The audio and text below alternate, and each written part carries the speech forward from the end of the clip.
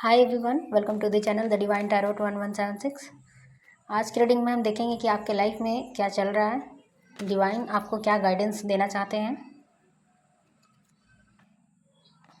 Page of pentacles and four of pentacles. आप अभी किसी चीज़ को होल्ड ऑन किए हुए हैं, उसे लेट गो नहीं कर रहे हैं। ये कुछ भी हो सकता है और इसके वजह से आपके पास जो ऑफ़र आ रहा है, जो भी अपॉर्चुनिटी आ रहा है, उसे आप देख नहीं रहे हैं, इग्नोर कर रहे हैं, अवॉइड कर रहे हैं। अभी आपको क्या करना चाहिए,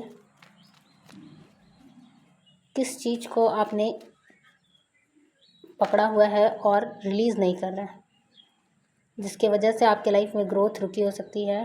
the hangman and two of swords.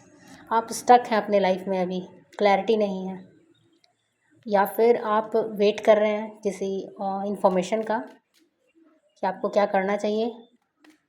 आप रुके हुए हैं, आप चेंज अपने सिचुएशन को चेंज नहीं कर रहे हैं। आपको क्लैरिटी की ज़रूरत है, किसी तरह का डिसीजन लेने की ज़रूरत है आपको, जो आप नहीं ले रहे हैं अब तक।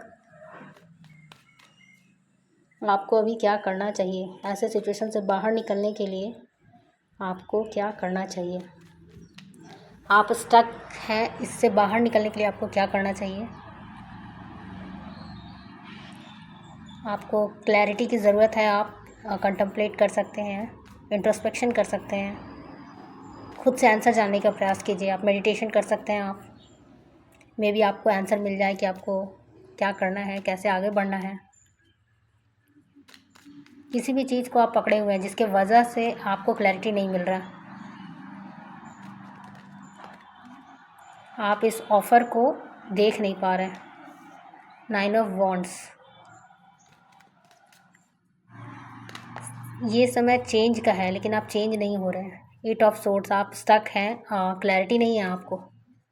आप अपने आप को स्टक सिचुएशन में रखे हुए हैं और ये आपका खुद का भी बनाया हुआ लिमिट बिलीफ हो सकता है। इससे आपको बाहर आने की ज़रूरत है।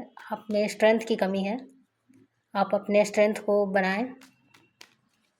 इंट्रोस्पेक्शन कीजिए, आपको सही डायरेक्शन का पता चलेगा। ये समय चेंज का है, लेकिन आप इसे अवॉइड कर रहे हैं आप, और वेट कर रहे हैं कि कब चीज़ें ठीक होगा। King of pentacles. आप इस स्टक सिचुएशन से बाहर निकलें, तभी चीज़ें आगे बढ़ेंगी आपकी लाइफ में। आपको अभी क्या जानने की ज़रूरत है, आपको डिवाइन क्या बताना चाहते हैं। कोई है जो 10 of swords and 5 of swords. ये स्टकनेस या ये सिचुएशन आपके लाइफ में इसलिए भी आ सकता है या कि आपको पास्ट में किसी ने हर्ट किया है, बिट्रे किया, चीटिंग किया। ये कोई रिलेशनशिप है जिसमें आपको धोखा दिया गया और उसके बाद आप अपने आप को एक बंधन में बांध कर रखे हुए हैं, उससे बाहर नहीं निकल पा रहे हैं। 7 ऑफ वॉन्ड्स। और ये कोई सेकंड पर्सन है जो आपको ऑफ़र दे रहा है, लव ऑफ़र दे रहा है मे बी, और आप इसे देख नहीं रहे हैं या इसे इग्नोर कर रहे हैं। अपने हार्ट को क्लोज़ करके रखा है। इस ऑफ़र को आप लेना नहीं चाह रहे हैं, अवॉइड कर रहे हैं, इसलिए क्योंकि पास्ट में आपका एक्सपीरियंस बहुत बुरा रहा है। किसी ने आपको बहुत बुरे तरीके से हर्ट किया है, चीट किया है। ये कोई रिलेशनशिप हो सकता है या आपका कोई मैरिज होगा जो टूट गया है और अब आप आगे नहीं बढ़ रहे हैं, स्टक सिचुएशन में ही हैं। राइट टाइम का इंतज़ार कर रहे हैं कि हाँ, अब समय सही होगा तब मैं आगे बढ़ूँगा या बढ़ूँगी। आप जो भी हैं, मेल या फीमेल, इस रीडिंग को देख रहे हैं, आप सही समय का वेट कर रहे हैं, लेकिन सही समय का वेट नहीं कीजिए। सही समय नहीं होता है। जब भी आप एक्शन लीजिएगा, आपके लिए वही समय सही होगा। ये जो सेकंड पर्सन है, ये आपका पास्ट लाइफ रिलेशनशिप है इनके साथ आपका। मे बी आपका सोलमेट हो या ट्विन फ्लेम हो, जिनके साथ आपका रियूनियन होने वाला है।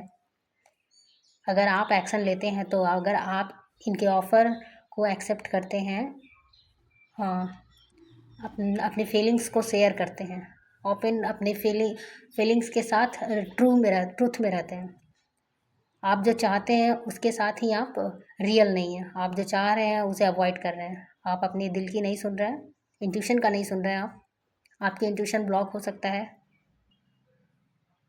आपके लिए गाइडेंस है कि आप अपने इंट्यूशन का सुने, आपकी इंट्यूशन क्या कह रही है, किस तरफ एक्शन लेने को कह रही है, किस तरफ आगे बढ़ने को कह रही है। नेक्स्ट पर्सन है वो आपका पास्ट लाइफ से कोई रिलेशनशिप है जो वापस आपके लाइफ में आ रहा है।